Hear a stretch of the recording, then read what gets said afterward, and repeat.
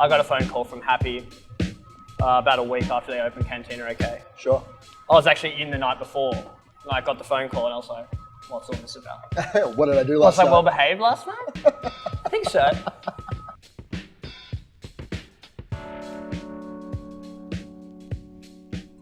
We're close to Cantina OK. Is this Cantina OK? We're close. We're close? It's an extension of Cantina OK. Tell us about the council place. What's your role here and where are we? I'm the creative lead at Cantina OK. Yeah. We're in the laneway currently. Still a few restrictions in place, so we've managed to secure a spot out here where we send out takeaway drinks. Yep. But we are in the alley in which Cantina OK resides. And so, I mean, for people that don't know Cantina OK, it's a small place, right? It's micro. That's also part of the reason we're Yeah, it's micro. Yeah, exactly. Yeah. It's 17 square meters to be exact. Okay. Maybe 16 to 17. So. And you guys getting set up for the day?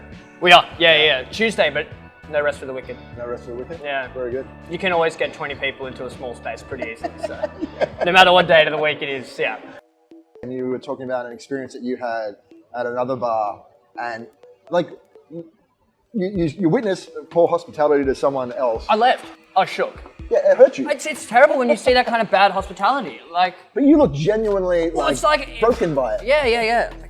It was pretty bad hospitality from the sound of things. Don't like ride the waves if you can't swim. Like, you know what I mean? Like, if you don't want to be there, if you don't want to give genuine hospitality, then find another industry. Yeah.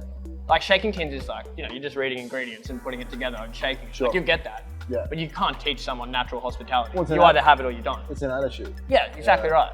Yeah. That's a very important part about Cantina. Yeah. We like live and breathe the genuine hospitality here. Yeah. I got a phone call from Happy about a week after they opened Cantina OK. Sure. I was actually in the night before, and I got the phone call, and I was like, "What's all this about?" What did I do last night? Was I well behaved last night? I think so. Lo and behold, he called me and he's like, "How would you feel about coming to work at Cantina OK?" And I was like, "I think this is going to be one of the best bars in the world." Yeah. And it's got the proof to it. It's been on the world's 50 best bars list twice now. Twice. 23, Michael Jordan. Yeah, it's not too bad. What is that like as a bartender?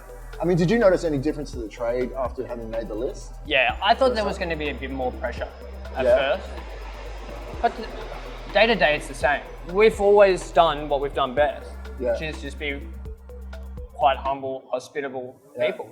Initially, I did think the pressure would be on. Yeah. But day to day, it was just the same.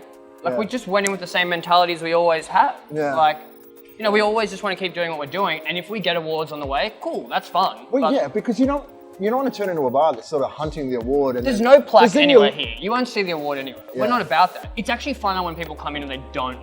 Yeah, sure. Like, that's cooler when they come into the garage, and it's like, people come in with a warped perspective when they know that they're walking into a place that's like, this number on this list. Well, that's the thing with all those sorts of lists, like the best restaurants and everything. It's your expectations are then... Exactly. And just like, you want to just come into this quite like humble little garage where you don't feel like the person serving you thinks he's like better than you are. Sure. Like, everyone is better than I am in there. Like, you all know more than me about mezcal if you want to. That's fine. Like, I'm not going to tell anyone how to drink their mezcal, live their life. Yeah. The people who are really good at what they do seem to be the most genuine about helping other people because there's no ego involved in it. Yeah, because they tend to want to help other people. I know. They want to see you succeed. Yeah. Like, they love that. That's like the selflessness type thing. Right. Like, I love being so selfless for like selfish reasons. Because like, it makes me feel good to see you feel so good. So there's like, underneath this like selflessness is actually me being like, well, I feel pretty good about making this guy feel pretty good. Don't ask about my motives. Yeah. You don't want to know. That's like, I don't know. There's something nice about that. It's fun. Were you always looking at this as a career? Probably. Not really. No, I probably got into bartending through nepotism, really. Yeah. Like, I was 18, I needed money, and a friend worked at a bar, and he was like, here you go, here's a job. Sure. And I was like, great. Yeah. I was a glassy for like a year, probably. Yeah. Like, just strictly picking up what did you think? Were you enjoying it then? Yeah, I enjoyed it because I really liked the interaction with guests. Right. Like, I liked talking to people, mingling. It was exciting every day. I wanted to go into work. Sure. I didn't want to bartend, but I knew I loved what I was doing. Sure. These days, I think I'd want to be a host on the floor. I'm like going around again, and I'm like, I can talk to everyone. We can pour out some mezcal, sip it, have a good time. Yeah, well, you're like transitioning onto the floor again. You're going into retirement. You're going full circle. I just want to pick up glassware again, you know?